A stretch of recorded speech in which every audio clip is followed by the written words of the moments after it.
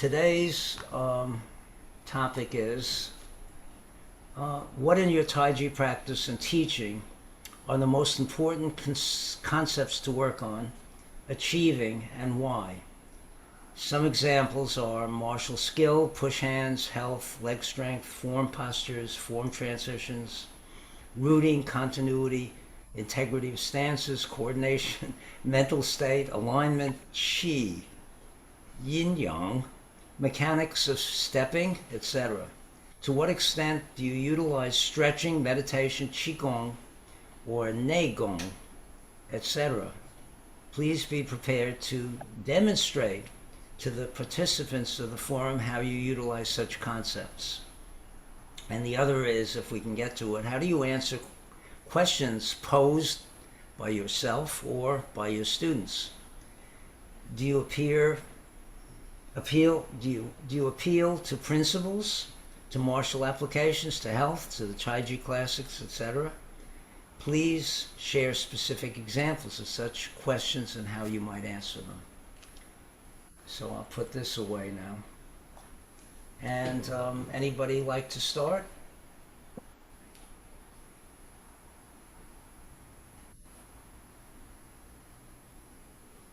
If I start, I'll talk for the whole period, and you won't have a chance to say anything. So you better start now.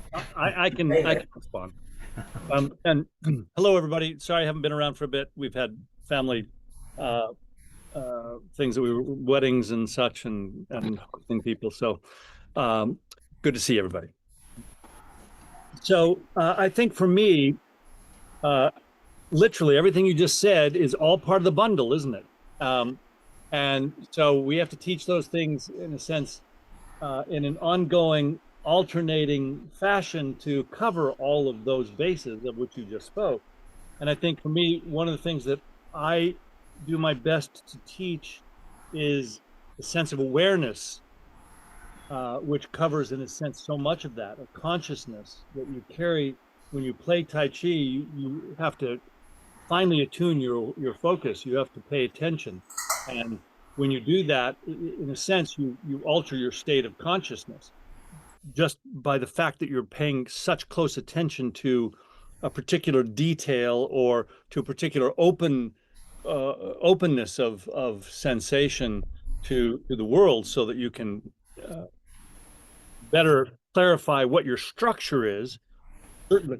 So I talk about structure a great deal, and in the meantime, the structure is always changing because we move from one posture to another, and that transition, the journey, is as important as the destination, of course. So it's not just getting to the posture; it's the energy that flows through the posture, through your awareness, through the interstitium awareness, which I've been focusing on a great deal more recently in my classes. For example, I'll give you an example. Yesterday in my advanced studies group, at the very end of the day, I asked my students what was something that they wanted to work on, and so each one of them came up with some differing ideas, and I said, well, with the whole idea that we're working on the collective flow, to experience the collective flow, that which goes on between each of us as we play together in a prescribed series of movements. And so all through number of questions that came and went, and then I talked to them about the use of your awareness to change how you move in the space, in essence. And so I had to demonstrate. I said, when you apply the Tai Chi principles, things change. You change the environment within which you're living because of how you're holding yourself, literally. So I said, everybody put your 6 people come up and say, okay, grab wrist, grab elbow, grab shoulder, and there might very well have been a few more folks grabbing arm at that moment, but about 8 maybe. So a lot of hands on, and I said, first I'm going to try to move through this using brute force. So I'm just going to, see what that feels like. And of course, I start to move and I'm stuck. And I knew I'd be stuck. And so that's my consciousness also predicting that I probably won't be able to move that many people all at once with brute force. So then to articulate the idea behind what I wanted them to partake of and experience themselves, as I said, now I'm going to tell you what I'm doing. I'm drawing my chin in. I'm tucking my tailbone. I am lengthening my spine. I'm relaxing, centering, and I'm absorbing the energy of all your contact by relaxing and not fighting with it. And in so doing, all of your contact with me, your hands on my joints in controlling of me, when I accept that and I move my mind into your interstitium by being aware of my own connective tissue, then I can walk forward. And I began to walk forward. Moved. I moved through them. And it was a totally different experience for all of us. And then one by one, I asked volunteers to give it a shot because they'd never, done this particular exercise before. And even to the degree, in fact, I see Diana, I wouldn't mind handing this over to Diana because she had an experience that I thought was rather profound. Diana, would you share your experience in this? David. I'm not always okay. I'll do my best, David. But I will say it was extraordinary.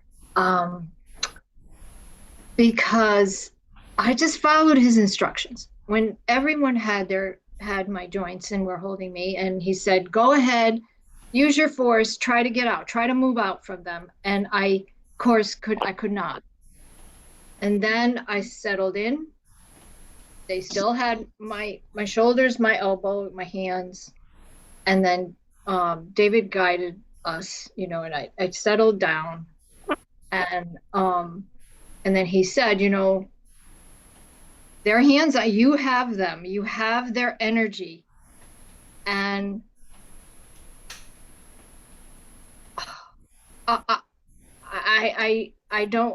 want to do this justice because I think so highly of my teacher, but I did it. I actually did it. It took me a little, settling in, and then his guidance, and then I did it. I moved out, and they were they were following me. They had their hands on me, so they came with me, and till I got through. And then I stood there incredulous, and my eyes watered. It was just incredible. So I hope I did you justice, Dave. I mean, not that you need me, but you did beautiful. Thank you. If you can add to it what I might have not said, that you know. Well, one of the things that's important there is that, of course, there was a moment in the beginning when she was trying to do what I was suggesting that she do, and then one moment when she actually settled herself and just went into practice. Follow these principles. Open your body, receive, draw the chin in, align the spine, relax, accept, and use the mind and just say, go.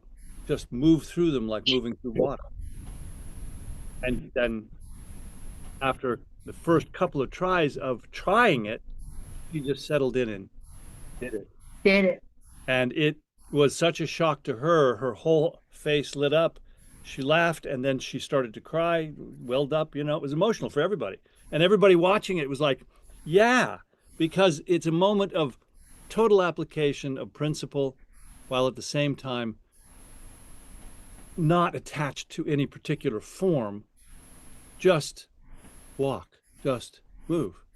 But it was all simply Tai Chi, and it was about consciousness. So that's one of the things that I do in my classes. I try to teach from a level of where the student is coming with their awareness. How can we boost that to the next level? And whatever the principle is that we're teaching at the time, because all those things that you mentioned earlier, Robert, were just like any one could be the starting point of, because you have a sphere of what Tai Chi is, and then you touch this point on the net, and everything else adjusts around it. So it's kind of like the interstitium itself, the web. You touch the web, and everything vibrates. So you change alter one thing on that web to a better level, and the whole system gets better. And so The that's others did it. It wasn't just me. I just never thought I could do it, but I did. But others did it when they took their turn. Yeah. It was extraordinary. so, as I often say, whether you think you can do a thing or not, you're right. Thank you. Anybody else? Great. That's great, David. It makes me think about a lot of what I've been doing with everybody, especially my advanced people, which is essentially to get this notion. One of the more difficult ones that we have is to get the mind to lead the chi and the chi to lead the body, which I think is largely what you're talking about. And so one of the chief ways that I engage people to do that is to stop moving and no movement whatsoever. But then to keep releasing, doing all the other principles, relaxing. And what happens when you're working with another person, this is in a context of push hands, it's not in the form, although I can talk about how it applies to the form as well. But you can experience it because the push hands is the testing ground. And so if you just stop and you just start that releasing process and letting things go out through your fingers, out across your shoulders, out across your back, down your legs, up your spine, extending the top of your head, the back of your neck, just being absolutely as still as you can be, not moving at all. And then the person who's in contact with you starts to get pushed. It's always a reflective push. I mean, one of the things I'm always saying, push hands, never push. Never push. That's one, just don't ever push. And if you do that, and that's a stage. So that's, it's the stage when you're doing this in the absolute stillness, so that you can feel the energy moving and you can see Can't that hear you. affecting the other person. And when you are able to do that, then the question is, can you follow the energy? Because as soon as you deliberately move from your head, you're ahead of the energy. You outrace it typically. And so you have to keep coming back to that presence, that just sense of being and releasing, and follow the chi. And when you take that into the form, it's one of the reasons we go through so slowly in our practice. So that's a great experiment.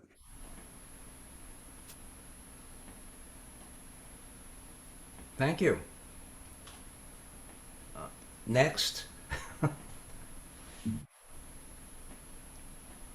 Or anybody have anything to say along either of those lines?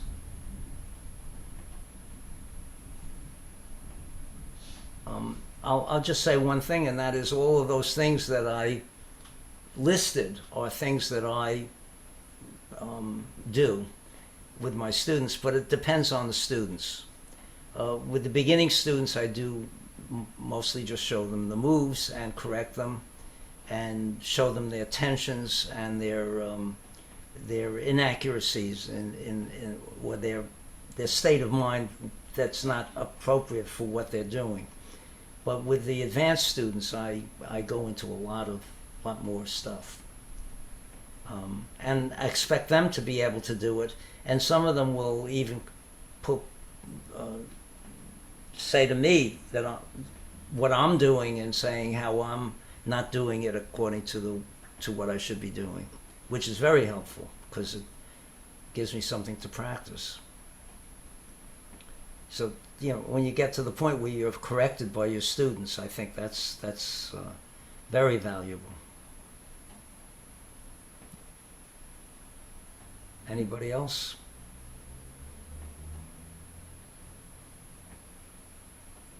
Glenda, Well, get close to the microphone. all right. Okay. And just a comment, I guess what you said, and that you teach all of those things, but it's different for beginners and for advanced people. So I think about if I started somebody who was just learning Tai Chi, my emphasis would be on that it's not about feeling pressured to memorize the form, that it's really about learning to understand yourself and what's going on and how you move and your body, and also how it affects everyday life and how you think, and that it's going to change as you keep learning. To me, it's always seemed, even for myself, as I keep learning new things, it really does. I know it sounds like a cliche, but it really does seem like peeling an onion. Little by little, you peel away the things that you were kind of stuck in and that didn't allow you to see what was going on inside your own body, or how to move, or how to feel.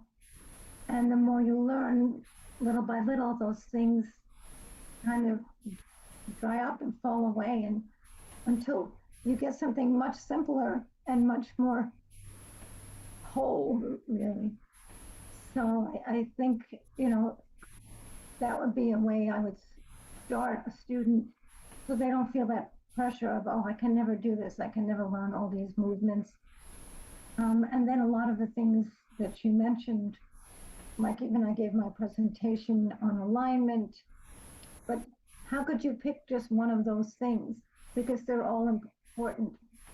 You just try to teach them, I think, and apply them as it feels right with your student. If you see maybe there's one area where it's not really working, you try to find out the thing that maybe is their weakest point that's giving them the most trouble, and maybe you then concentrate on that for that lesson or for the time being or something. But all those things are very important. So that's what I had to say for now. Thank you. Thank you. Sure. One of the things that I do is when I watch my more advanced students move,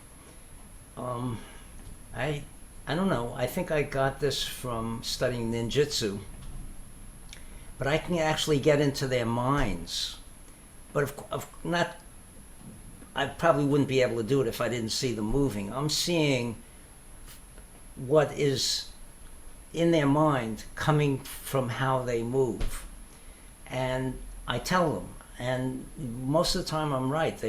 They're surprised that I could see that. But for example, I'll give you an example. See if my legs will work. So let's say they're doing single whip, and they do the movement here, and they come up, and now I see this arm starting to come up too early, and it's like they're saying to themselves, or that person's saying to himself or herself, it's not going to make it, it's not going to make it, I have to make it go a little faster, which to me is a mistake because it's attached, it'll get there. So then they feel that, they realize that they're doing that instead of this, and let it, whoa, will it get there? Yes. And that's what I want to see in the movements, not choreographing the movements, but to have the movement occur naturally as a result of what the shifting and the timing of the shifting and turning, and the release of the shoulder joints, etc., but also supplying the kind of strength that will make the movement occur more naturally, rather than brute strength.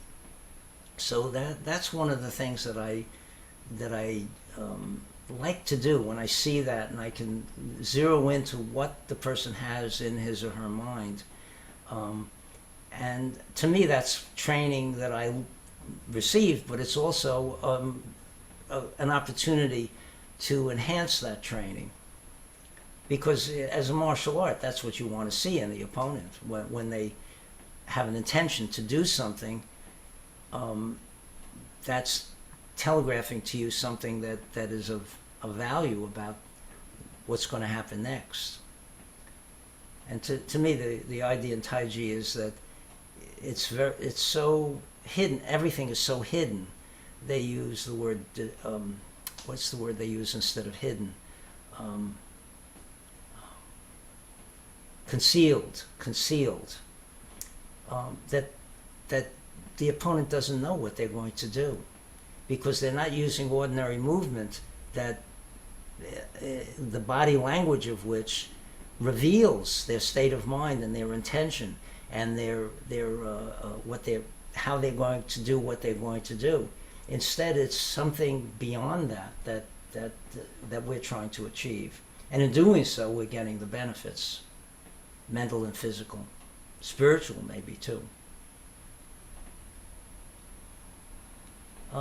Next. Well, I think I don't know what I can offer in terms of the concrete because um, for me to talk about the pursuit of what Tai Chi is doing for me or does for me, and you know, David was talking about awareness, and I think all of those, and we've talked about the form and the concrete and the practices, and all of those things are important. But at this point in my practice, I want to find a non-thinking way to do my form. I want to bring thought instead of dwelling thoughts in my mind about what to do next or how to do it, or am I doing this way or that way. Bringing that thought to breath so that the mind dwells in the breath for me. And so I can begin form, and what I'm looking for is what it makes me aware of what the realizations it brings to me. And, like Linda said, these realizations aren't so much about the specifics of Tai Chi for me anymore.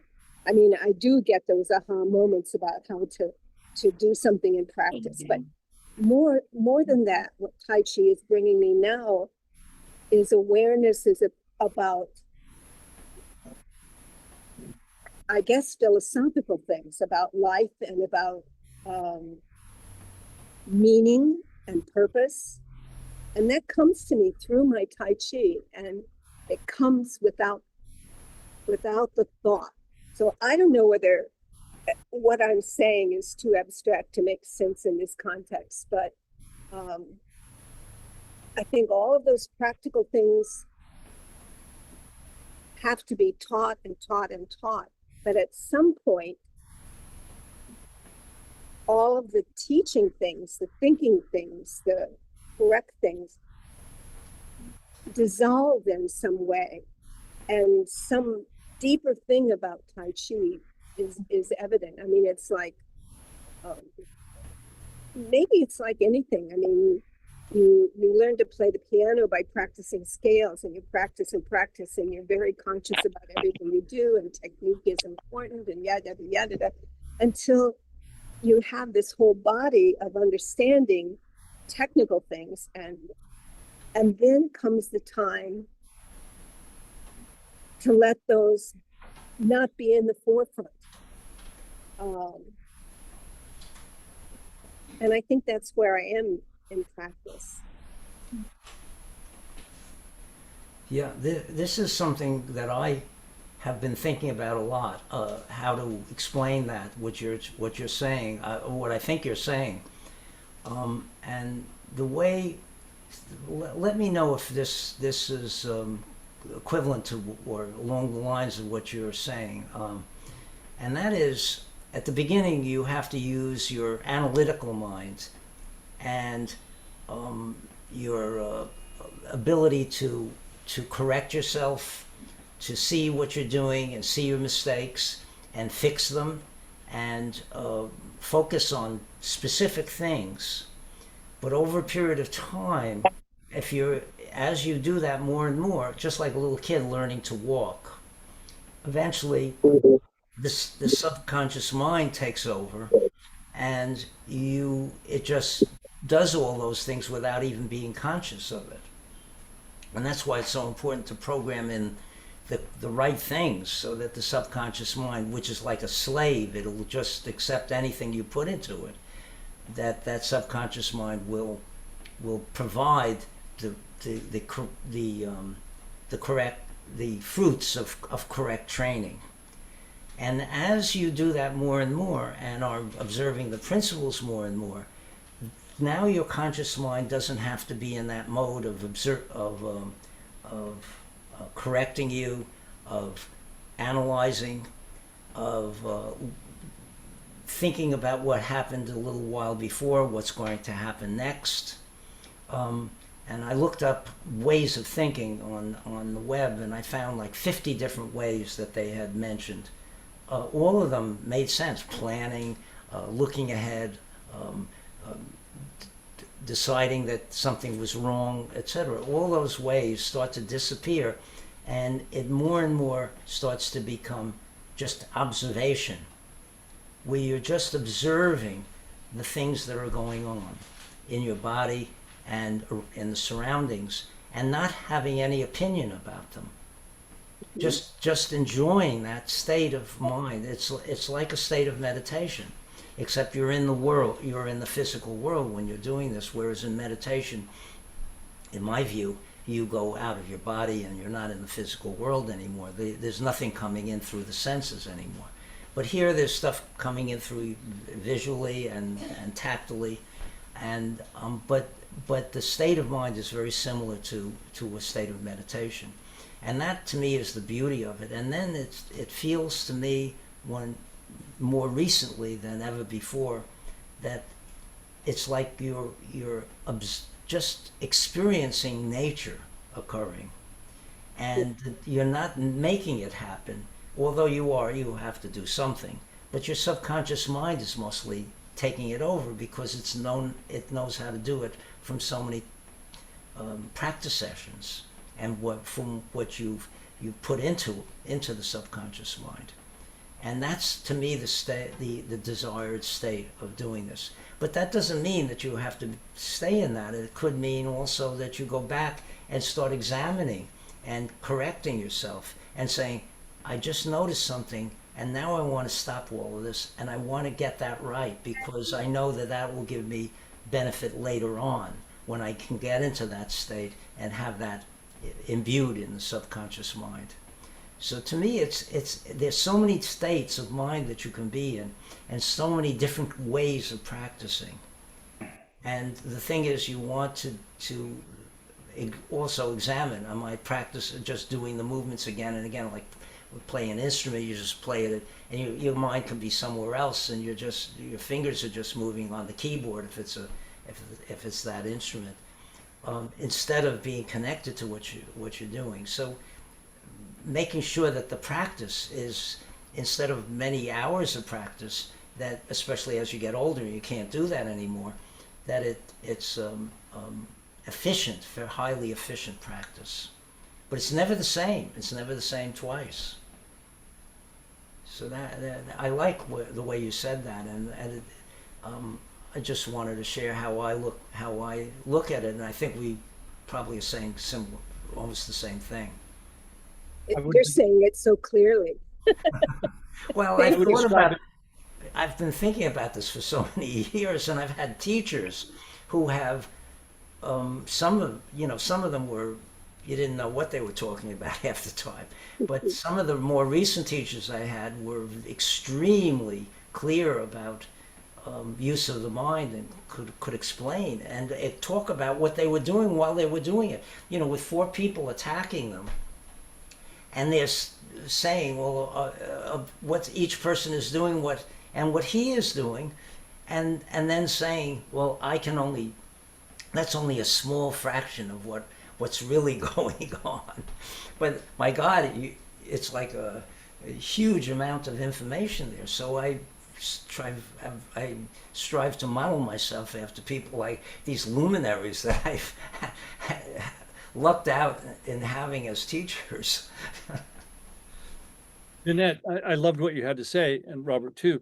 What I would describe that as is a state of being in the now, which is the ecstatic emptiness, full of essence. It sometimes is that way, yeah. It's moving in that direction, yes. Yeah.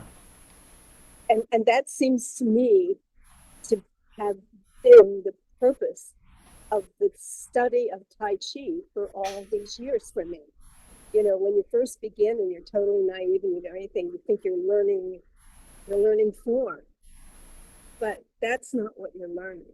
No. So yes, thank you, David, for putting it that way. That's my objective.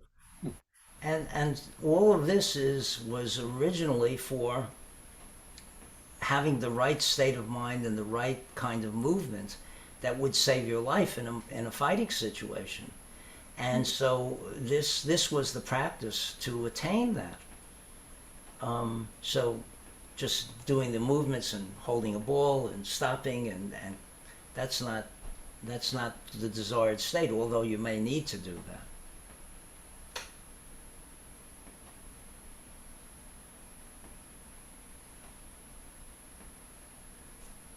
Anybody else? Yes, Brian. Yeah, I was talking. I was talking to my classes today. One was a beginner class, so they were basically struggling with just learning how to move. Some of them get their left and their right mixed up, so they're at that point. But then the next class was more had more time invested, and I could speak to them more about more subtle things that are going on. And I try to talk to them in a practical manner because sometimes you'd have to be trained in psychology and philosophy to understand some subjects. So somehow we got to on the question of your state of mind when you're doing all this. When you get to a certain point, you have to be in the now. Gotta be here now, as the old phrase goes. If you're thinking of the past or thinking of the future, you're going to be distracted, and your sensors are not going to be open to what you're doing. When you get to that point, then the left side of your brain, that analytical part, gets pushed to the side, and the right side comes in, and it becomes more artistic, like a musician who just gets on their instrument and plays, and they don't know what they're playing next, but they do. They get it done. They become one with the instrument, so to speak. All right. So we're doing the same thing with our bodies. We're trying to connect our body and our mind, and I always have to remind them this is a body-mind connection practice. That's what we're trying to do. And if we do it right, and we can follow the principles, the 10 essential points of Yang Cheng Fu, that has everything in it. That's what gets you to connect the body and the mind. And if you can do that in the right way to approach the 10th principle of seeking stillness and movement, which to me is being in the moment and just feeling your body move, sensing everything when it happens, feeling the breathing, kind of using the breathing as a pacing mechanism, so to speak.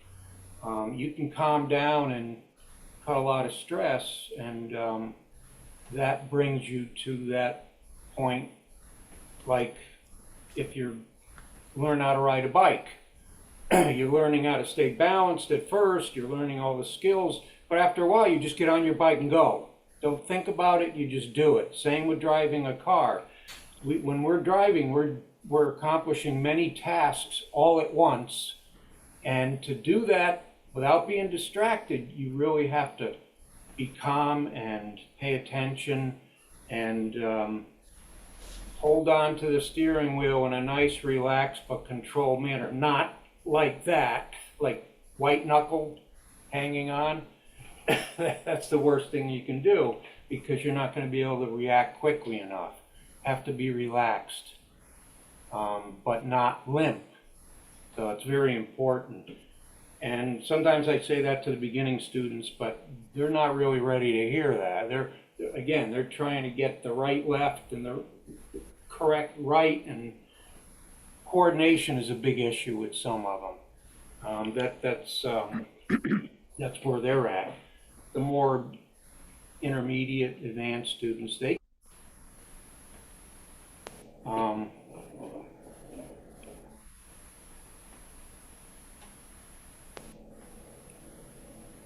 can start thinking about the more movement-oriented principles, like upper following lower, even continuous flow, differentiating substantial from insubstantial, that kind of thing. Not just head up, tail down, drop the shoulders, drop the elbows, and just basic structural things. I've got students that instead of turning 90 degrees, they end up going off to the corner, you know, so they kind of lose sight of directionality. So I like to bring up the fact that we're learning basic principles, some of them physics, like, you know, clockwise, counterclockwise, cardinal directions, ordinal directions, you know, directional things, basic stuff. Some of the movements are semicircular. Some of them are just an arc, part of a circle. So, you know, depending on the level of the student, I have to focus on different things. But it all comes down to the 10 essential points. The beginners learn the first 4, the postural points.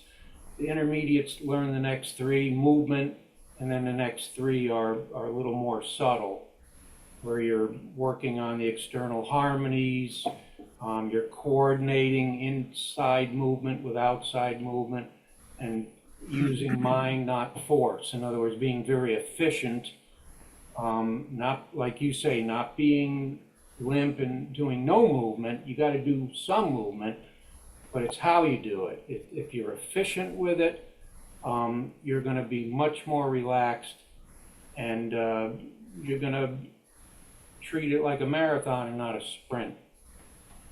So, it's kind of some of my thoughts about my practice and my teaching are basically the same thing.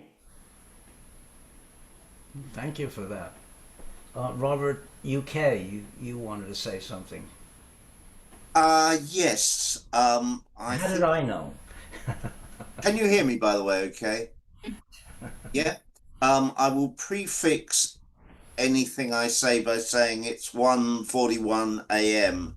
here, and though normally I'm 3/4 asleep, I'm probably more asleep than that today.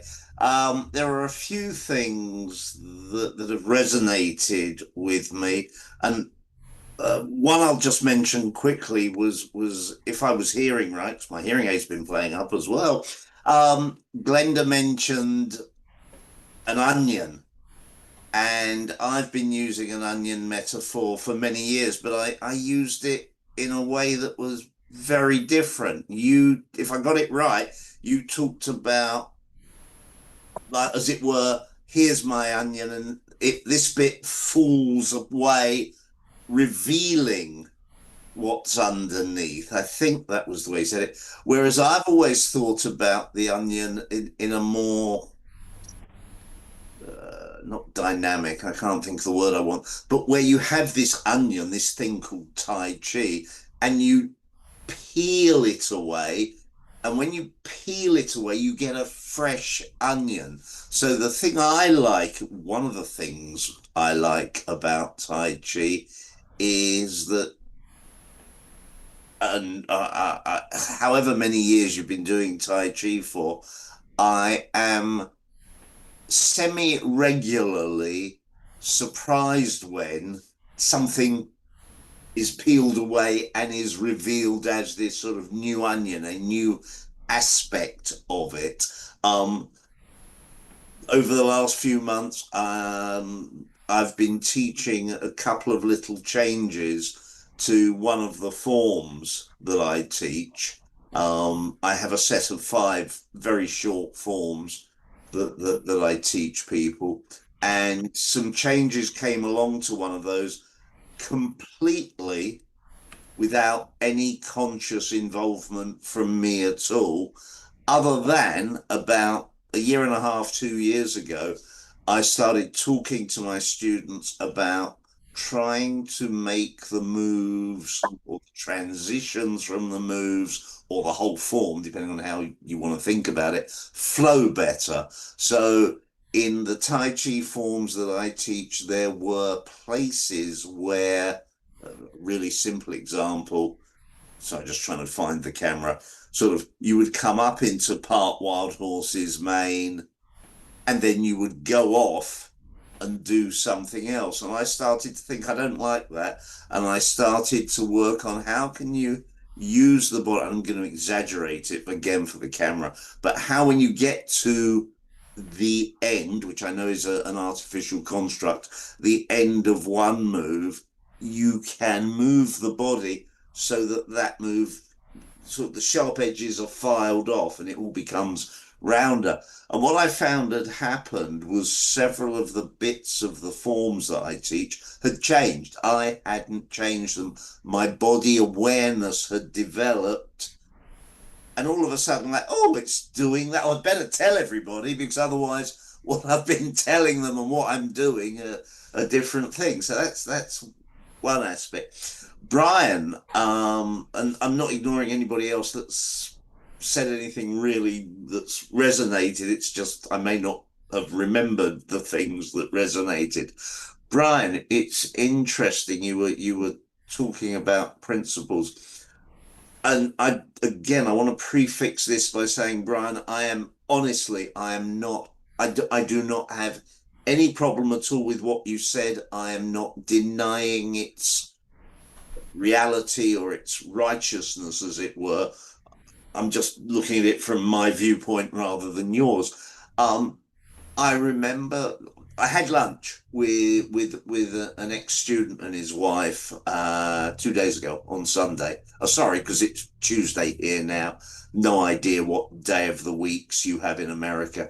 And we were chatting.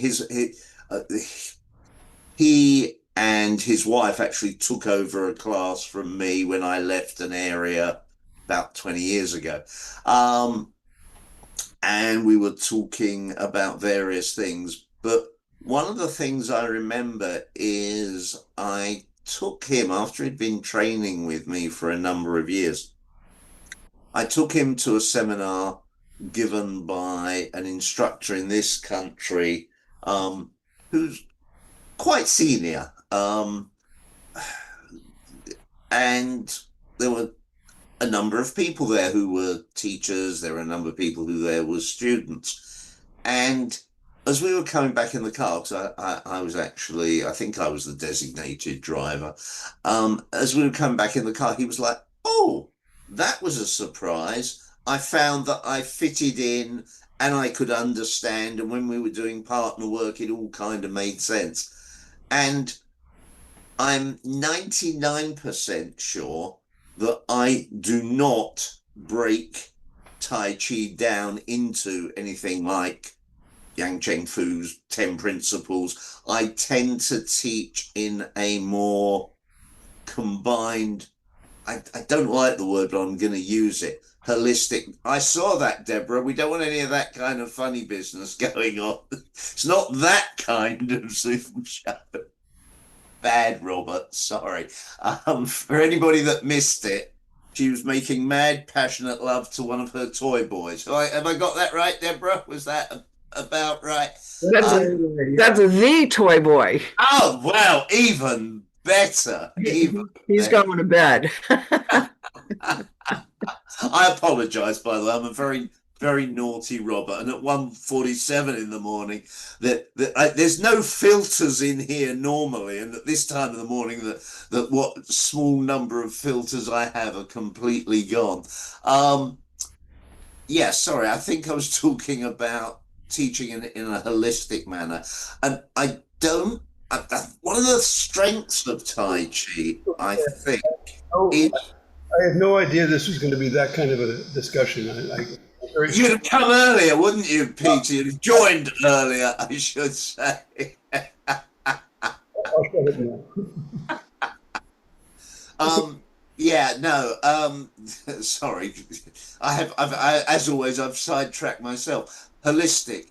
One of the strengths of Tai Chi, I personally believe, and it comes back to the comments about what you might call out of body experience or inner body experience. I think one of the strengths of Tai Chi is that it genuinely is so multifaceted that both from an individual point of view and from a group point of view, from an individual point of view, I can either choose to focus on some aspect, or sometimes, and I'm sure we've all had this, when you're doing your personal practice, it just becomes that there is some aspect that you find you're focusing on.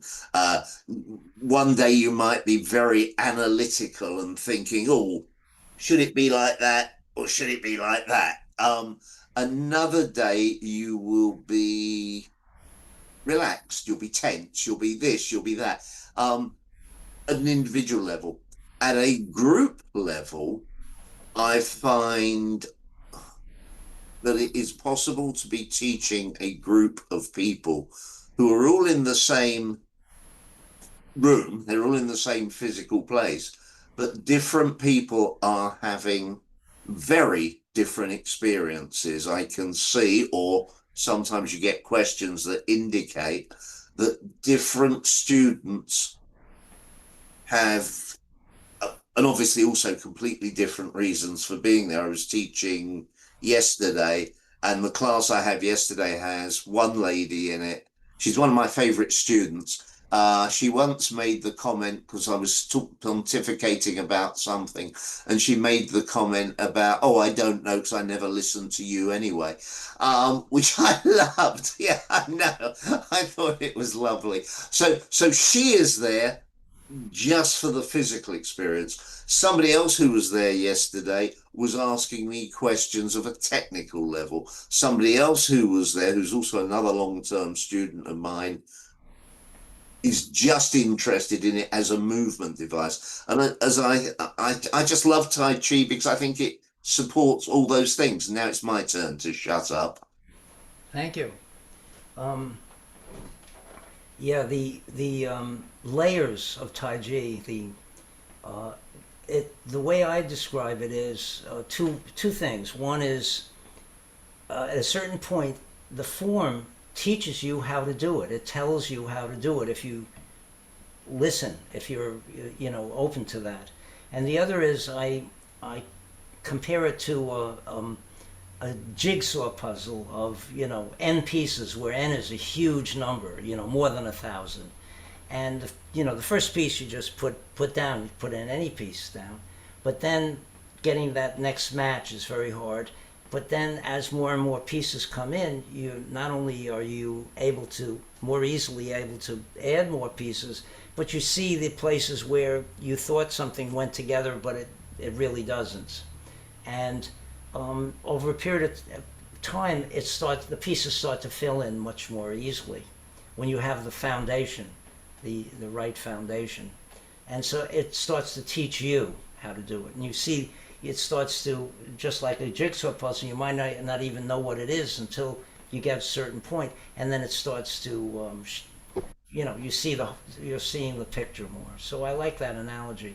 But yeah, it's an amazing art, absolutely amazing art. Who else but thank you for that. Who else wants to speak? Glenda, again? You want to speak again? Go ahead. Just wanted to say what you said about the puzzle. I think about that all the time. You know, About the what? About the jigsaw puzzle.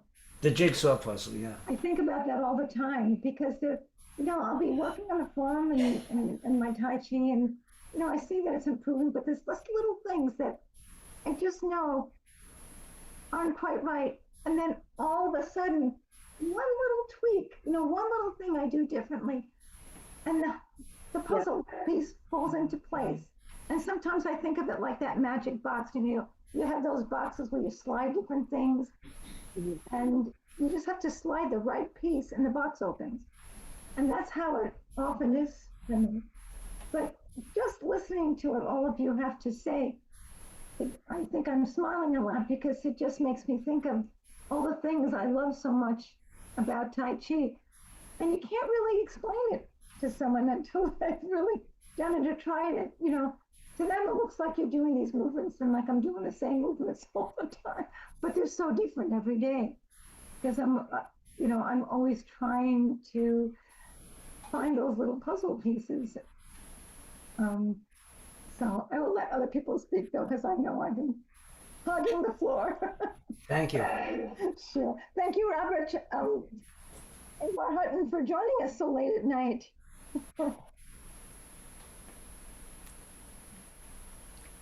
One of the things that maybe somebody wants to talk about that I feel is very important, and I learned this from having certain teachers that I've had in physics, who, when they had trouble doing a problem, let's say we're doing a problem at the blackboard, and they hit a snag, and they would talk about it, and it would turn into a much more interesting experience, because you would see how their minds were working and how they would be perfectly comfortable with the idea that they didn't know how to do this, and that's okay, because that's real.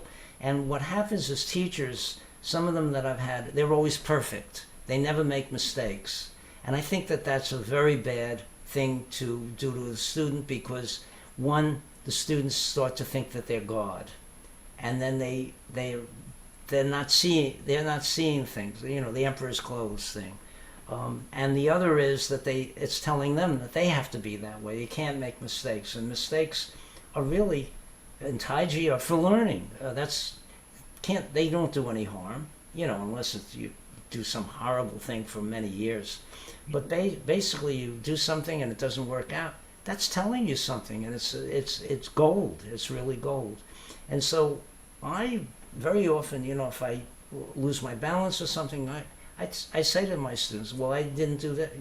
This was not good, and show them where my move was not as good as it could have been, and why it would be, why it should have been different. And I think that that's a very important thing when you teach, to show mistakes, and as soon as you do that, the attentiveness just rises tremendously, because they're inside your head and your body when that happens. Can I jump in on that, Robert? Yes. Because you mentioned teacher as God, and none of my students have ever called me Sifu. I wouldn't know what to do with it if they did. But I got a lovely insight into myself and into the process of how you become the leader of a cult a couple of weeks ago. I was teaching my Wednesday afternoon class, which I teach at my studio, which is the room next to my office here. Oh, and I hope you all like my new background. It's one of these, it's just and I hope the words are the right way round, because I had to flip the thing. Anyway, I was teaching 2 students, and the way we always finish all of my classes is everybody stands, we come together in a circle, and everybody salutes everybody. Thank you. Everybody salutes everybody. And because I only had 2 students, and they were already lined up, and we were doing what we call sealing exercises, qigong exercises to finish the class, I had this thought which went through my mind. Oh, there's no point in forming a circle with 3 people. They can just stay there we'll bow off. And then I had another thought which said that is incredibly dangerous. And at the end of these exercises, I called them into a circle and I explained to them what the thought processes I had. And I said, from my perspective, that if I had kept you where you were and bowed to you, from my perspective, I see that as the first teeny tiny step for me to start bowing classes off where they're all lined up.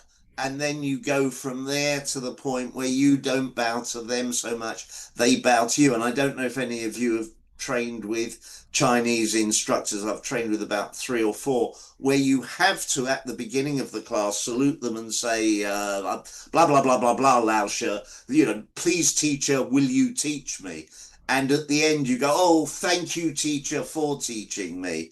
And it's like, it's this putting them on a pedestal and doing them harm. And that scares me. I'll shut up again. I agree. I agree. In our classes at the very end, one of the things that we do is we do several bows. Actually, the first thing that we do is we tell people to put their palms together and bow, honoring themselves, and then bow, honoring others as themselves, and so that there's this circle of connection of honoring what's inside you, what's inside them is also inside you. It's the same. And then we just say thank you to the culture of Tai Chi and Qigong. We always say thank you in Chinese, shishit. And then and then in my classes we do 3 slow claps in honor of one of my teachers, Master Joe. Which the first clap is for honoring the teachers, all the knowledge that has come from some of it coming 5,000 years back, caveman times in a sense, and then the second clap is honoring all the students, because all the masters had to be students at one time, and then third, that we honor all sentient life. Wherever we encounter the life force, we grant it respect, and thereby we garner respect. And then after those 3 claps, we throw up our arms and we use ancient caveman speech to honor the ancient cavemen who brought this stuff down, and we say, yabba dabba doo. Literally, we end every class like that. People chuckle, they laugh, and they walk out of the room with a smile on their face. Because after all, if you're searching for enlightenment, first thing, lighten up. Yeah. By the way, sorry, I should have said, I have a sort of a list of apologies, and I should have said, if anybody does style themselves Sifu, and if all their students at the end of every class go down and prostrate themselves, I am not saying that is wrong. Yeah, I am pretty much saying it's wrong, but I wouldn't say it's wrong. It's just definitely not.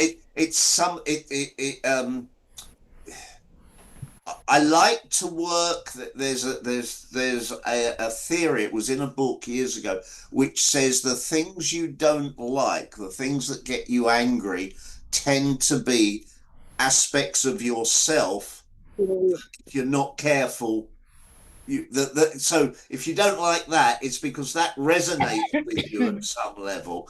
And I think one of the reasons I don't like that whole bow down to me, look how good I am, look how, I'll occasionally say how good looking I am to my students, and then I'll tell them, by the way, the really scary thing is when I tease about things like that, I say part of my brain actually believes it to be true. And I think that's the same with that whole how you end the class thing, how your students interact with you. I don't want to be up there. I want to learn more from my students than they learn from me. Incredibly selfish, especially since I charge for my classes, so they're paying me to teach me. I think that's pretty cool. I'm going to definitely shut up now. Yeah, when very often when a student just asks a question, I say, you need to raise your hand before you ask a question and be called on, and everyone laughs because they know that I'm just kidding, you know. My classes are so informal, totally informal. We're all on a first name basis, and students come sometimes. Some of them come late because of whatever reason. Some of them leave early for whatever reason, and it's fine with me. Bye, thanks. See you next time. See you anon or sooner. I say. Anon means soon. So anyway, anybody else? Yes, Elizabeth. Well, my circumstances are a little bit different. I only learned Tai Chi for myself to learn how to do Tai Chi as a meditative exercise. And in order to use it with my clients, I have to show that there's a therapeutic gain to it. So I went on to AI, ChatGPT, and I put in Tai Chi movement, open and close the door, traditional Chinese medicine, therapeutic applications, journaling prompts. And so I made a handout for the client because I work in a health club and people don't know anything at all about Tai Chi. What is it? Why are we doing it? What's the benefit? And so I tell them about traditional Chinese medicine, and there's a part there on traditional Chinese medicine. And then the therapeutic application, open the door and close the door, calms the nervous system, eases anxiety and emotional stress, improves sleep and blood pressure, enhances breathing and energy circulation, and encourages mindfulness and inner peace. And then there are the journaling prompts that they can use if they want to use them. And then during the session, we do the different open the door, close the door, wave hands like clouds. So we do, we do the Tai Chi sequences. And now people are beginning to understand more of what it is. And just because there's a lot of yoga in the lots and lots and lots of yoga classes, but only one Tai Chi. People understand what yoga is, but they don't understand what Tai Chi is. And so I'm just trying to give them an understanding of the benefits of Tai Chi because they understand the benefits of yoga.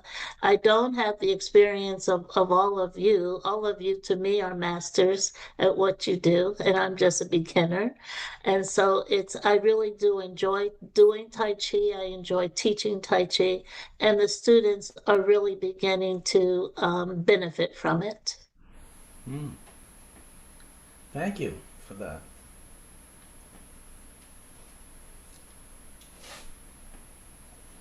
Anybody else? Well, there were two things that sort of popped into my mind. And one of them was when you were talking about the teacher not being afraid to show mistakes because then, you're human, they see this and that, they can learn from it. And I have a teacher who seems to have the habit of when we're really not getting it, she'll say, I am a slow learner. It took me years to figure out how to do this. And I finally did. And I'd like to save you some time.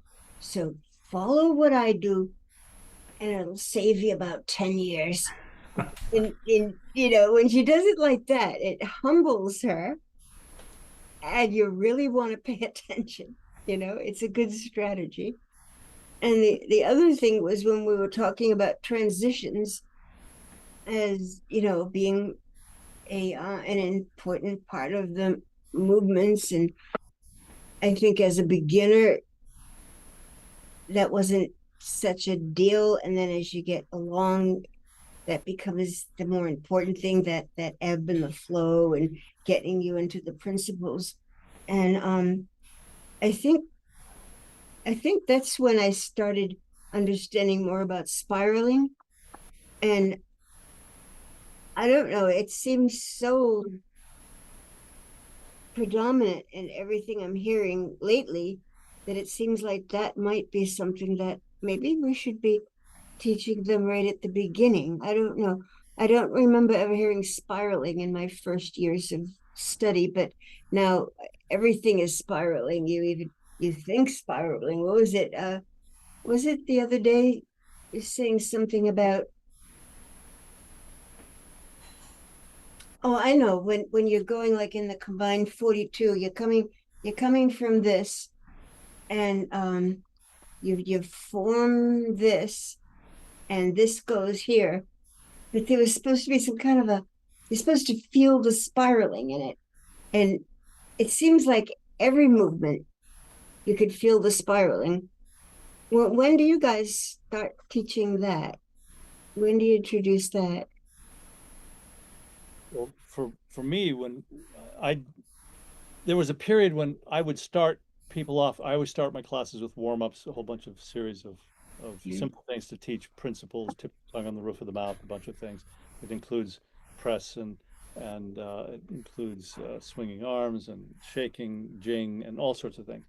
But the first form I would usually teach was Chen Tzu Chen. So we'd work directly on spirals, starting right up front, and everything coming out of that. And that for my classes was really the beginning of their practice, to give them right up front the spiral in its very defined format of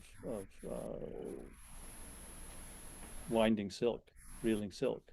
And so that's how we would approach it. And then as we go into other forms, I talk about. In fact, I progress people in the Chen Tzu Chen spiraling exercises first with a standing set in horse stance, and then we progress into a bow stance walking version, and then you find yourself doing it on different planes, one hand, like the front foot arm, then the back foot arm, and then doing both together, and then doing them on a kind of a plane this way, palms to the ground, palms up, and then eventually connecting them. So you end up with press. You end up by the end of the set realizing, oh, Chen Tzu Chen is really in this format, drives them towards the postures that later on they will begin to recognize as press, pull, push, all of the 8 primary trigram related energies of the primary 8 postures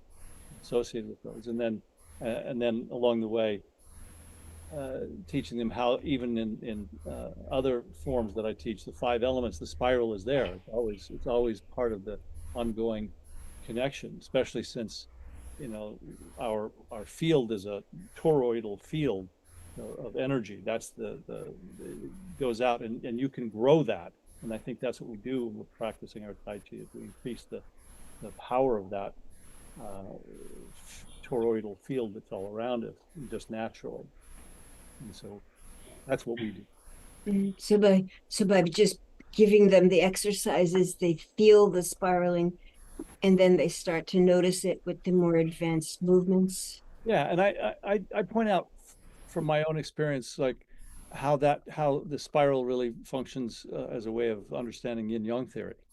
Then, the upward, outward, inward, downward flows. So that you start to really examine, if there's this, and that twisting, spiraling energy is in pretty much all of the postures, in variation, but it's substantial, and then we progress to talk about how the interstitium wraps around through the body in a network that is following that spiraling pattern, that it's on the lines of the meridians follow the interstitium. Mm-hmm. So that spiral to that. Okay, thank you. You bet. Oh, that's what we do. Yeah, thank you. You bet. The word spiral refers to a 2-dimensional increasing radius circle that goes but the body is three-dimensional. So I think the word that they really meant was helical. A helix is, but they call a helix a spiral. The bindings on that you see on some books, where the plastic cone, the plastic binding is, they call it a spiral binding, but it's really a helix. And what I think, my understanding of what this refers to is that the training of Taiji is, as a martial art, is to be able to achieve what's called Fa-Jin. Fa-Jin is the explosive movement, which are the strikes of Taiji, which are so fast because they're internal that the opponent can't keep up with it. They can't block it. They can't get away from it. So let me just see if I can show some of this. So what it is, let's say there's a person right here that is going to attack me, and my arm is right here. So I'm not going to do this and that. That takes too long, so it's this. Okay? Well, there's a person here. That's the smart. So something has to come up through the body. It's like a whip, the end of which is your arm. And it has to come from the feet, up through the legs, through the trunk of the body, but it's a turning motion. And each part turns in succession. So it would be like this. It wouldn't be this, the way beginners learn Taiji, which is all the parts are moving together. It would be this kind of movement. So in a single whip, it would be, see, there's a lag because it's resulting from the turning of the body. So I'm moving this way, but my arm is moving oppositely. Now I'm moving this way, and my arm is moving oppositely. So that gives you that fast movement, ultimately, that is translated into the internals of the body, so that it's not having to move the whole body the way we do in the form, where we're turning large amounts and shifting large amounts. There's none of that. The head doesn't move. The trunk of the, I'm not saying that I can do that, but the trunk of the body doesn't move.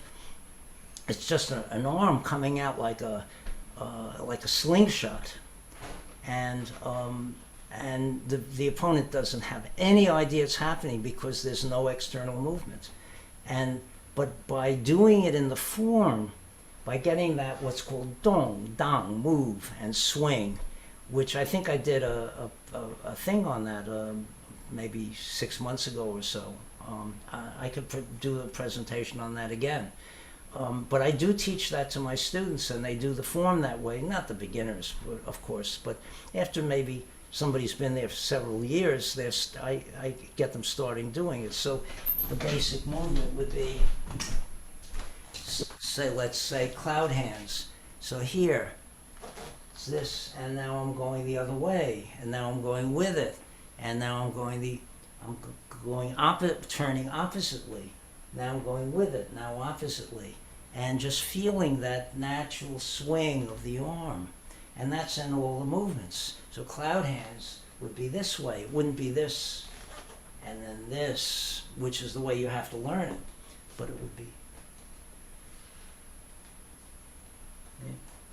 And that requires that the shoulders and the body be so relaxed that movement, that succession of movement can come through to the hand and not be stopped by a shoulder that's jammed.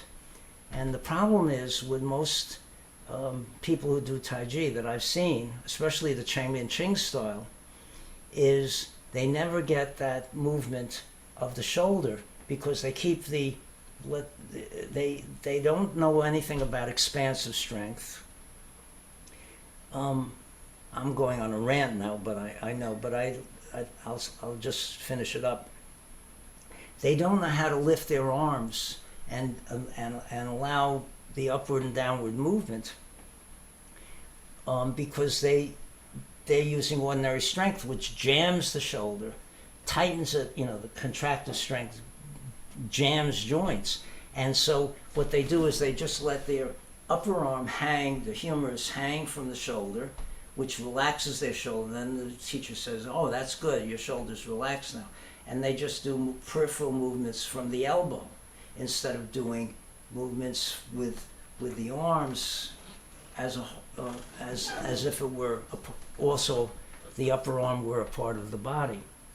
And so that's why I also make an effort to teach my students expansive strength as early on as possible, so that they can have that free movement. They do a lifting movement and still have the shoulder be totally loose, so it can have the horizontal component of the motion as it needs to be, based on the natural effects of the effects of nature, rather than choreographing it and making things move all the time in the horizontal direction. So this is something that I make a big thing out of, and I try to give it to them as soon as possible, instead of having them move just from the elbow, which I see Tai Chi people doing just this, and the upper arm is not involved at all. And the reason is because as soon as they try to involve it locks up. And then the teacher says, "Oh, look, you're lifting your shoulder. Look at how tense your shoulders are. Release your shoulders." The only way they can do it is that way. That's my analysis of it anyway. Yeah, I have a different All these approach to it. just one more hold the thought. All these elements are all interlinked, the way I see it. And that if one thing is missing, a lot of other things are affected negatively. I'm sorry, who is speaking? Saying that, one of the things that I begin at the very beginning, because when I started my Tai Chi journey, nobody talked about spirals.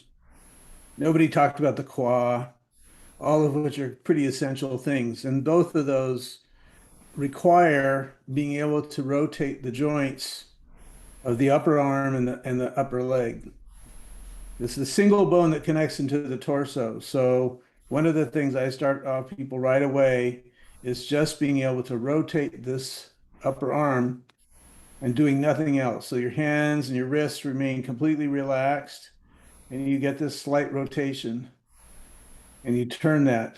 And then a lot of people will throw their shoulders forward or back, but no, you want to keep it absolutely in place, because a lot of people, what happens in light of what you're talking about, Robert, is the shoulders are out of place.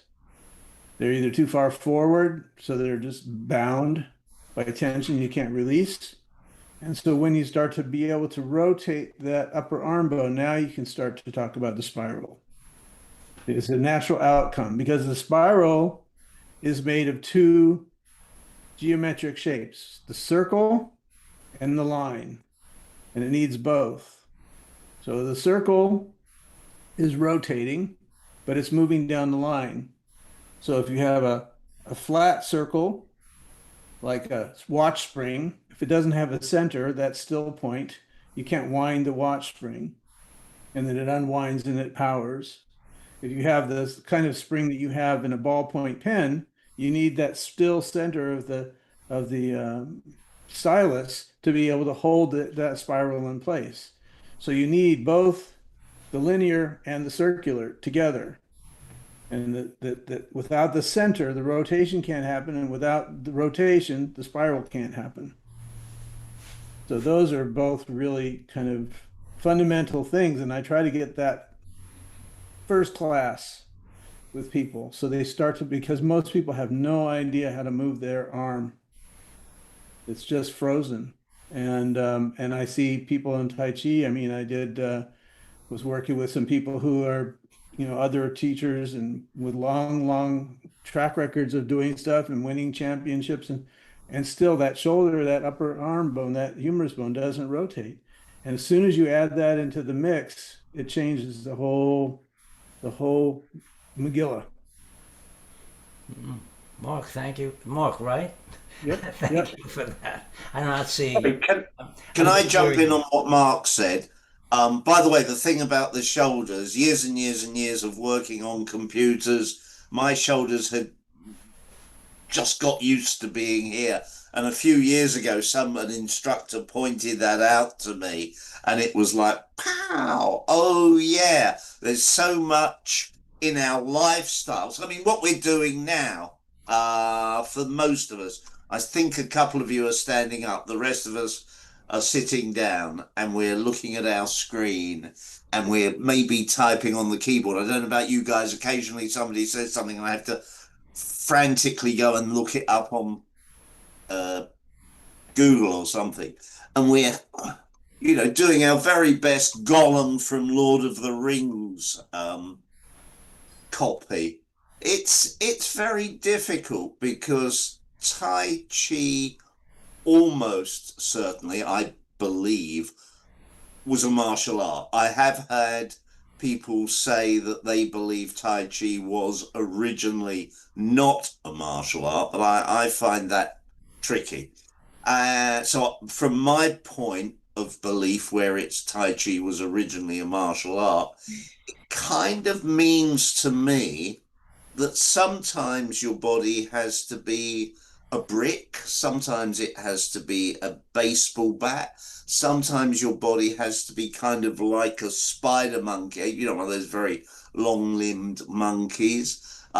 Sometimes it has to be a bit like an octopus, blending and merging and fitting the space that is there between you and either a practice partner or an opponent.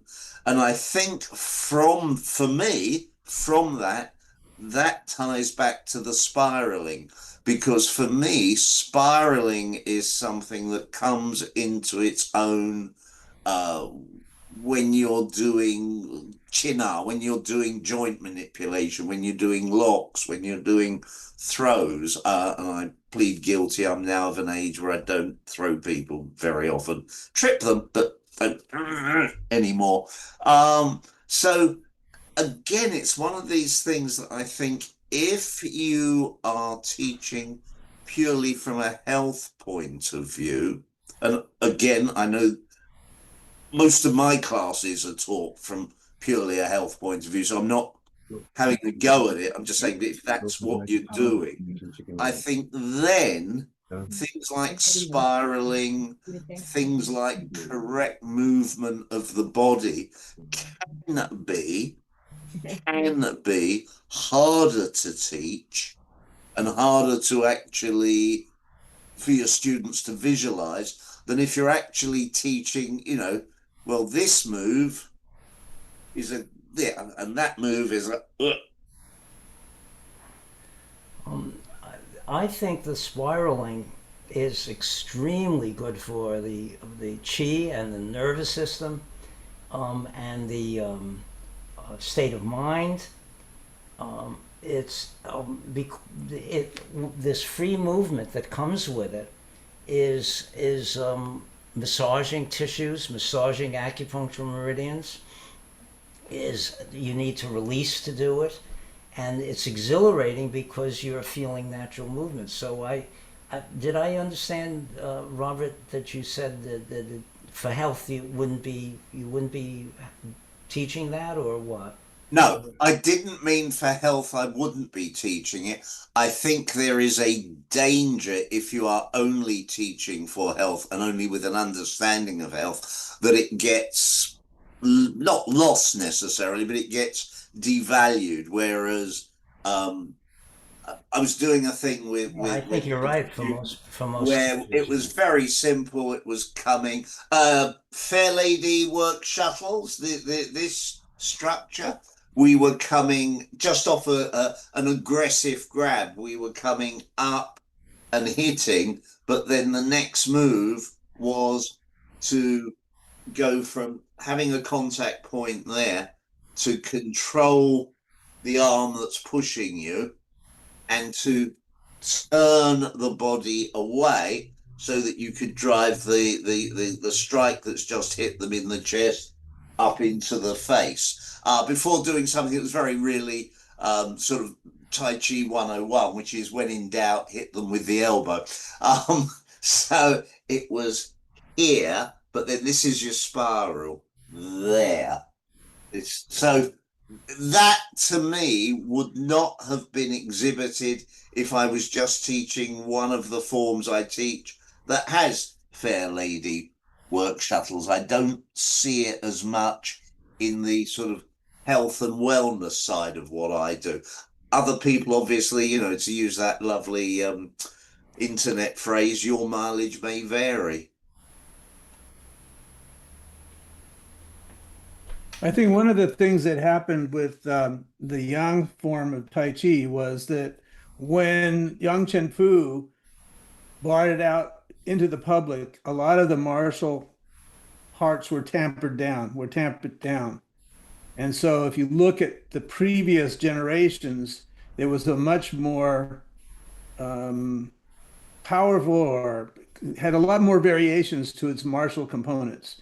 And by making the large frame that he did, it was bringing out, for all the health reasons that China was looking for at that time, that they were kind of having their big physical fitness movement, you know, because China, they were known as the sick man of Asia, and there were a lot of bad things going on.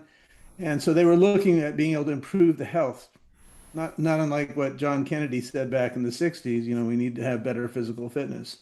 But I think a lot of that got taken down, and then it's even gotten more diluted over time with a lot of the people that are doing it purely for health purposes.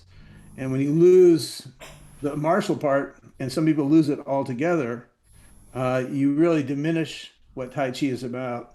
And now the spirals, back into the idea of the spirals, one of the things about teaching people to use it, most of the people that I'm teaching are either older, smaller. They're not going to be the kind of folks that are going to go in empty bars, you know, with bikers and things like that. So they don't have the ability to go toe to toe with somebody of that nature.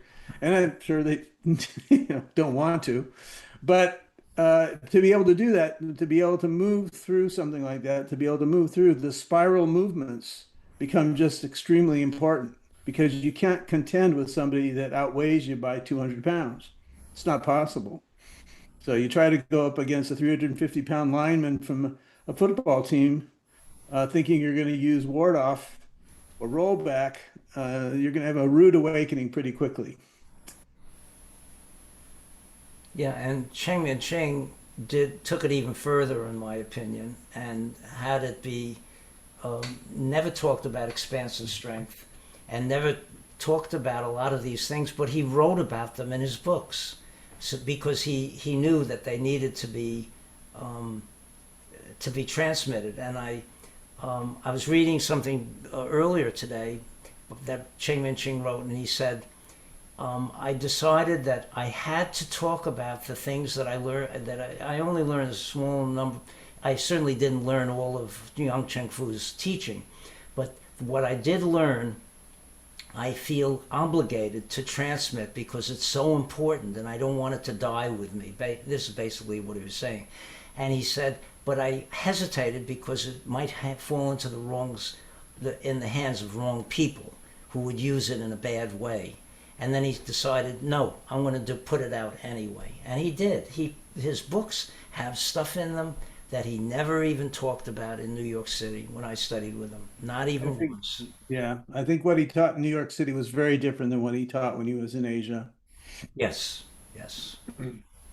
And his disciples, he has 10 disciples who were amazing. They're just amazing what they could do, things they could do. And but they didn't teach it either. Maybe William Chen a little bit. Well, different in what way? Say that again? Different in what way?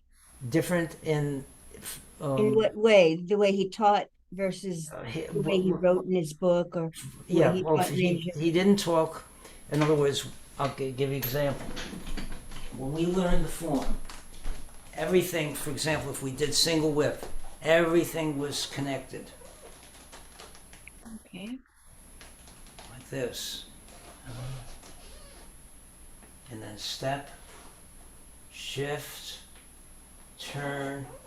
There was none of this kind of thing, letting there be the natural movement and swing, which he calls, is called dong, dong, and which he wrote about in two books, two different books, D-O-N-G, D-A-N-G, and it means move and swing.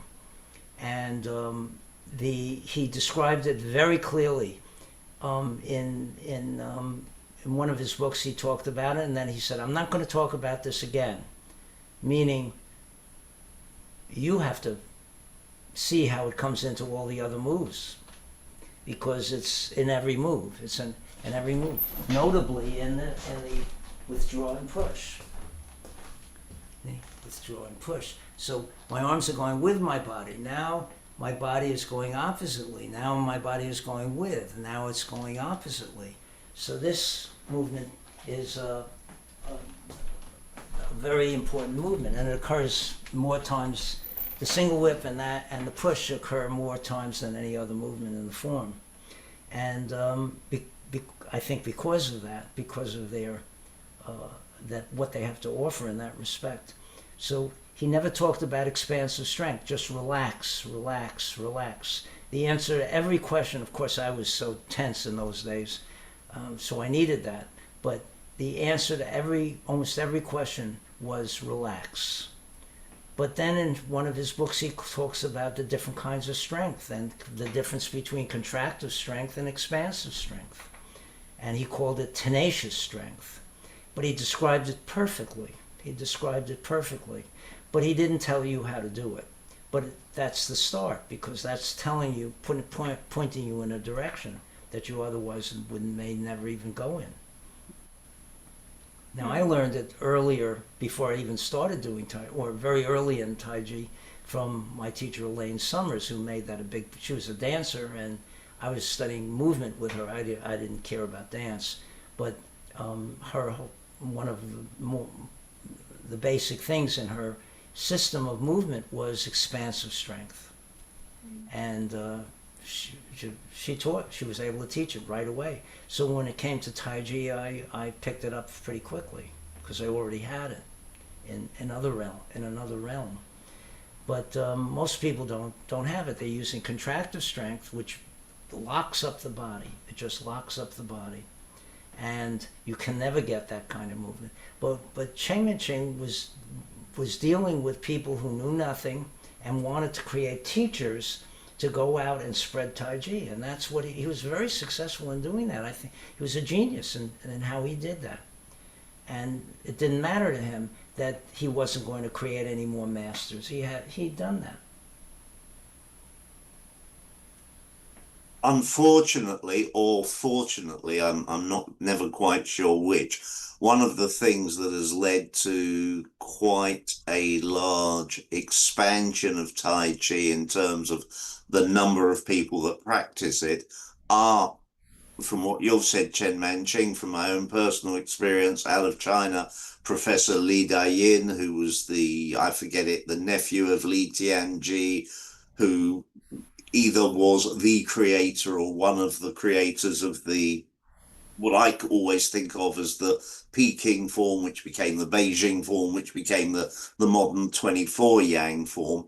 But Professor Li Dayin, one of the things that he was really good at, and I think he's still alive, so he may still be good at it, was dispersing the knowledge to create lots of people who could disperse the knowledge, who could then in turn, etc., etc. The problem with that approach is start with the advantage.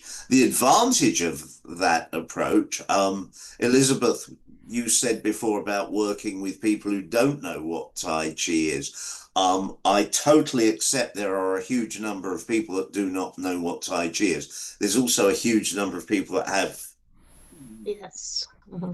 bizarre ideas as to what Tai Chi is. But there are also a lot of people who do know what Tai Chi kind of is, because it has been popularized. So that's the benefit of that kind of approach. The potential disadvantage of that approach is no offense to the Chinese, because my wife is of Chinese extraction, but it's Chinese whispers. It's with every generation, you just lose a bit. You lose a little bit there, and you lose something over here, and there was an application over there that's no longer taught. And there's a new bit that's brought in, maybe, because it makes teaching easier, that actually is not constructive. Can't think of the word I want. Does not add to the body of knowledge. So I'm sure people like Chen Manqing, Professor Lee, their motivation was of the highest to you know, I'm again, I know I've met people in America back in the day that have built literally multi-million-dollar organizations off of the martial arts that they teach. But I believe that the vast number of people that want to spread the word are doing it with a good heart. They're doing it for good reasons. But there is this dichotomy. You get good things and bad things happening. Yeah, and the thing is, the more people it goes out to, it's going to be more watered down. But if there are some people who really are teaching on a higher level, that will have a bigger chance of going out as a result of the number of people who are doing the watered down version, I think. So I think both are needed. And the people who are doing any kind of Tai Chi, no matter how bad it looks to me, are getting something out of it. They really are. It has so much, strengthening their legs, connecting their minds with their bodies, starting to look at their movement, look at how they think, etc. It's amazing. Even if that's all they do, that's a huge thing. Good Tai Chi is better than bad Tai Chi, but bad Tai Chi is a million times better than, yeah. My brother from another mother. Anybody else have any comments? Norm, you have anything you want to say? You're muted.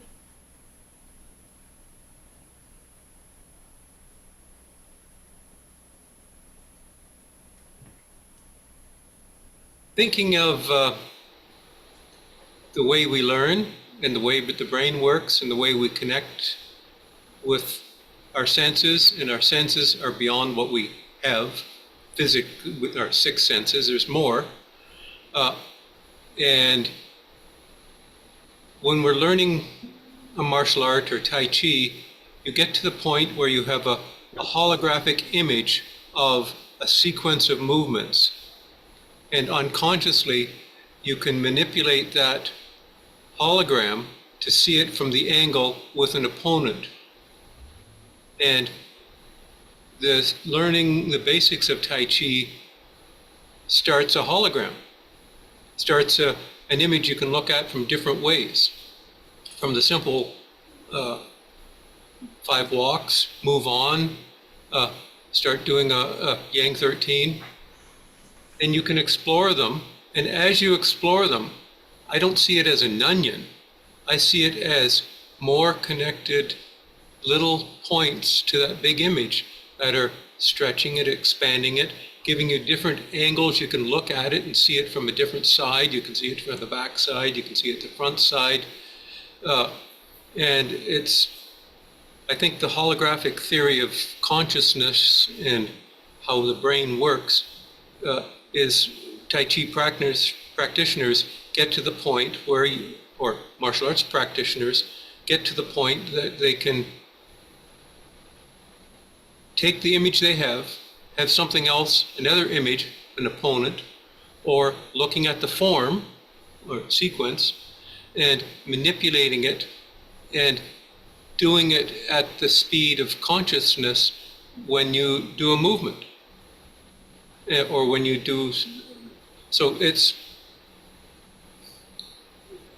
So it's to get to that point, though, you've got to meditate on and get yourself in a meditative mode so that your brain absorption of information isn't overwhelmed with the data. It's just little images that are adding on to the bigger image and fitting it together. And I have a question throw back to the group. Interstitium. Do you mean interstitial fluid and how it connects and helps you connect with the outer realm? What do you mean? What was meant by that? Or they've gone? Yeah, they've gone. Who said that? David, he's not here. Yeah, because that is intriguing, because you're being able to sense energy, feeling, and in martial arts you have the psych or jing, push, fa jing, pushing out energy at somebody, manipulating their energy. That all comes together at I'm going to say a subconscious level, that in a meditative state you can access, you can work with, or doing martial arts in a meditative state or Tai Chi in meditative state, you're changing the way you're doing something based on the external if you're working with somebody else. Otherwise, you're working with yourself and what you can imagine as external situations changing around you. And you get to the point where I think you are able to, like use the word from the 60s, go with the flow.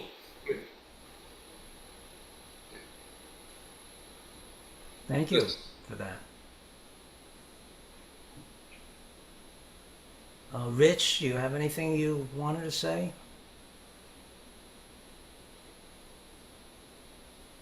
I think Rich is gone.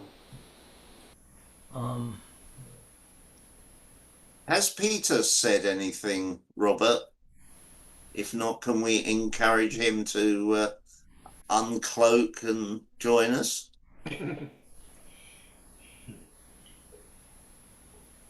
And Peter.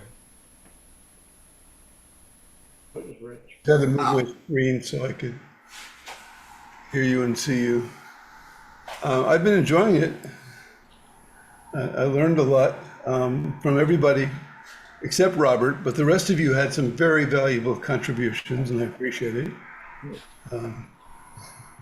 Which Robert are you talking about? Yeah, oh yeah. I wasn't going to open that can of worms. Neither one, except honestly, I was shocked and dismayed over some of the content earlier, and I just I had to go and meditate about it a little bit. I did a few sets of Tai Chi to sort of cleanse my spirit and came back. Is there supposed to be humor in any of this? No, this is what I'm serious. No humor was allowed in this forum of that sort. I don't know. I'm not a Tai Chi teacher. I'm an avid student of Robert Chuckrow, and I love hearing from your perspective. I love being on as many of these as I can. When I miss them, the only reason is because I'm doing a talk. I'm actually giving a talk on stuff that I know something about. And then when I don't have that, then I tune into something that I'm still learning about. So this is great. I love the atmosphere. I love the vibe. I love the aura. I like the communication. I've got to say, thank you, Peter. I've got to say that I personally love it, genuinely love it when people who are not teachers participate, because the viewpoint that you have as a teacher, and the more experienced you are, the more biased you are. I know I have viewpoints that I have generated over the 30, 40 years I've been practicing that are absolutely right. and I have other viewpoints that are a load of shit. And so when you get students who don't carry that baggage, I mean, you may have been a student for 20, 30, 40 years, I have no idea, but the fact that you say you are a student, not a teacher of Tai Chi, for me, that's immediately like, whoa, let's listen here. So yeah, sorry, I'll shut up again. I mean, you're fine. I mean, I've been studying with Robert for, what, about 8 years maybe? A long time. I could look it up. I started in person, and then COVID happened, and I moved to Ohio to be near my daughter, and so we continued on Zoom. And he made a very, Robert made a very rapid adjustment to Zoom, which was impressive, because usually people my age were, you know, I'm not quite as old as Robert, but I'm giving him a run for his money. We're kicking and screaming into this whole virtual thing. But I do go back close to 30 years with a handful of teachers, and Robert was the first one I actually settled on. And that's because his principles go to the basics of body mechanics. They make sense. They work with nature, how things work. You know, I always look for the basic. I'm very radical in the true sense of the word. I like to go to the root of things. I like to see what's really at the bottom of it. I've been that way politically. I've been that way everywhere, musically. You know, I all this kind of stuff. I work with kids. I get to the bottom of what's going on with them, and so Tai Chi should be no exception. And I do feel, this is a comment I've had, and this is going to sound a little bit, I don't know what it's going to sound like, but it's going to be a little different. I think that sometimes I wonder what would happen if the principles that I've learned relatively recently from Robert were incorporated earlier in my training. Because all I got was the way we call traffic cop directors on stage. You know, you walk in left, turn right, stop here, raise your arms, as opposed to what's motivating you, what, you know. And that's all we get is usually is just movement without meaning. Should be a phrase. Sounds like a soundbite. And then when Robert explained to me why your arm goes like this, you understand how that connects to this or that. And it's like, I could have learned that a long time ago. You know, so I feel like that's the way, I wonder if that's the way Tai Chi should be taught. You don't learn a single move. I think with piano, I used to give piano lessons, you know, back in the 1800s.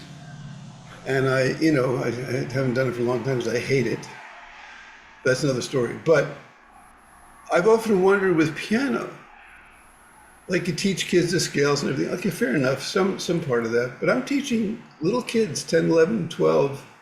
I don't even charge for it. I don't do it. I just do it on the side when I'm working with a kid in general. And I don't just teach them, you know, the notes. I show them what goes into it. You know, you got an undertone there.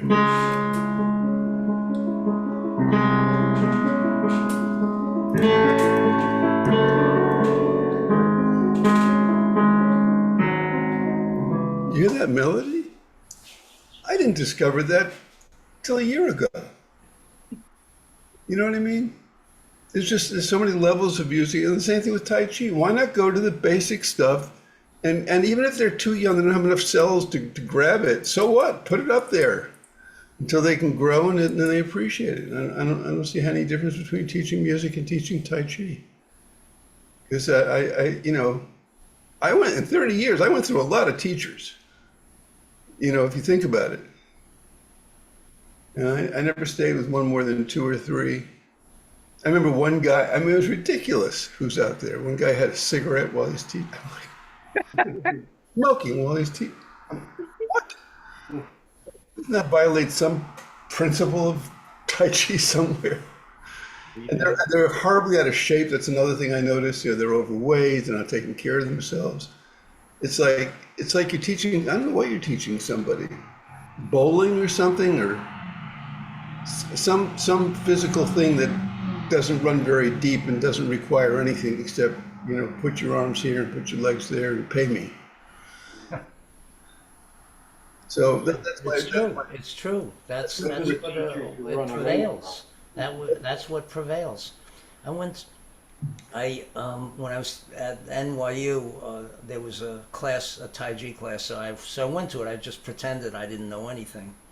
And one of the students said, "We've been doing this for now about 2 months, and is there a reason for doing any of this that you could explain?" And he said, "Don't even think about that. Just do what I tell you to do, and don't worry about that." What an opportunity that was to talk about it. To talk about it. That sounds very much like I trained a number of times with a karate instructor called Vince Morris, who I think may even be based in the States now, although he's English. And Vince had trained with a very reputable, very famous Japanese instructor. And this is Shotokan karate back in the day, competitions, beat the whatever out of each other kind of things. Very, very hard training, very physically demanding. And it was always, don't ask questions, just do it, just practice. And there are significant cultural differences as you travel around the world, and I haven't traveled nearly as much as I would like, but there are significant cultural differences. I suppose the obvious one is the acceptance of the words of wisdom from the teacher to the students. It's much easier in the Far East. It's culturally correct not to ask your teacher stupid questions, which is, by the way, one of my specializations. If ever any of you have the experience of me as a student, you won't have to worry about me pretending to know nothing. I will come along to your lessons and I will know the square root of nothing, but I will ask questions and question on not the first couple of lessons, because the first couple of lessons I'm trying to figure out left from right. And I've got a couple of students at the moment that don't really know left and right. And I've been saying to classes, quite interestingly, that one of my ex-students, she had to unfortunately stop Tai Chi because of that nasty old Parkinson's thing. But she was an artist selling her, although based in the UK, selling most of her work in America. Really very talented, very clever lady. But she would come along and she would have a gold bangle on one arm and a black bangle on the other, because it was what we figured out would work. And she wouldn't know left from right. She would know gold from black. And I've got, at the moment, a couple of students who don't know left and right. And I'd love to, I must spend the time to research. There must be some research into it, because it's nothing to do with intelligence. It's, I don't know. But I've gone completely off topic and forgot what I'm talking about. My apologies. I'll shut up. It's late. It's nearly 3 a.m. Yeah. I'm not even in my pajamas. I actually thought I would do you the honor of, having, proper clothes on. Well, Robert, thank you for that visual of you in your pajamas. It's a pleasure, Peter. No more than I think you deserve. It took most of the night to get that out of my head, but this is about sharing, so there you go. I'll try and remember next time to wear pajamas just for you, because maybe an off-the-shoulder number. I know I should have studied yoga.